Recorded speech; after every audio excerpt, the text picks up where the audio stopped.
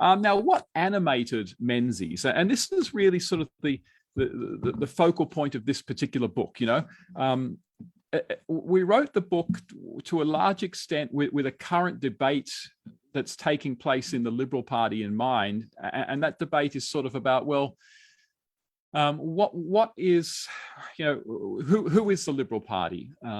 Ideologically, what is the Liberal Party? Is it progressive? Is it conservative? What does liberal mean? And very often people are going back to Robert Menzies, one of the founders, obviously, to find out exactly what he meant by a Liberal Party, what he meant by progressive.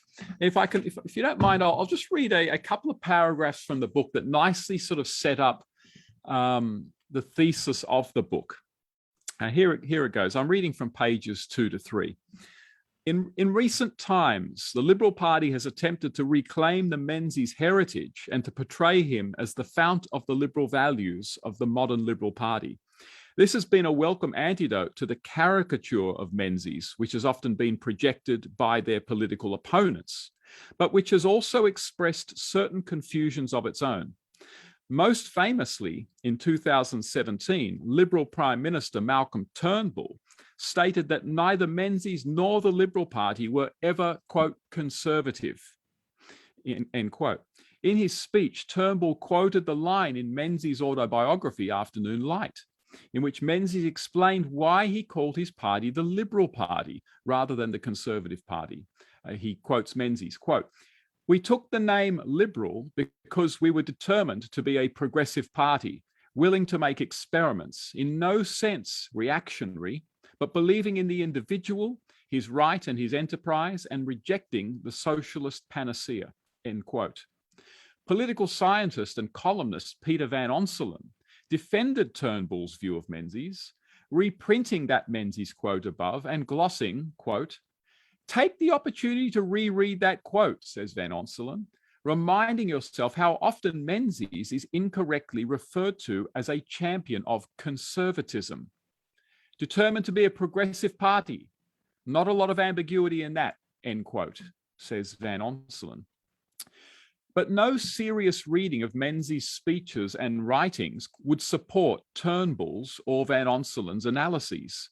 Indeed, it's a pity that neither Turnbull nor Van Onselen seem to have read other sections of the book from which they lifted that quote. For example, in the same book, Afternoon Light, Menzies reflected on his childhood debates with his beloved uncle, John Sampson, who, unlike Menzies, was a socialist.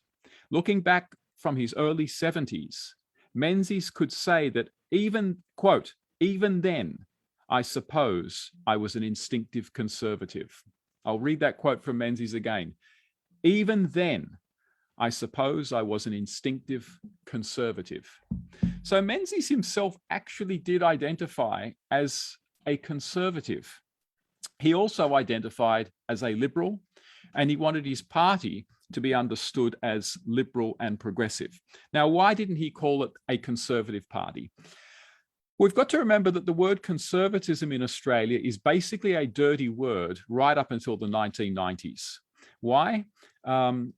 Because conservatism throughout colonial history in most people's minds tended to mean that you wanted to re-establish all the old institutions of England just the way they were then, but over here. So what did a conservative want to conserve? Well, a landed aristocracy, overturn democracy maybe, and just bring back the aristocracy being able to vote, to reintroduce the Church of England as the only official church. So conservatism in the colonial period was not a word that people generally used to describe themselves, even if they were, in many respects, conservative, in the sense that they believed in the traditions of England being very good guides for policy.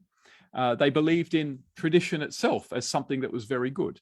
They believed that the British heritage, that British laws, that British rights were very good. And also they believed in social change, but not revolutionary and radical social change. And so in actual fact, and Greg and I have written another article for the Australian Journal of Political Science on the conservative ideas that animated a lot of the people behind Federation. And what we found is, in actual fact, the influence of Edmund Burke and conservative thinking throughout Australian history is actually very strong. And it's certainly evident in Robert Menzies. But you would generally not call yourself a conservative in Australia because it tended just to mean reactionary.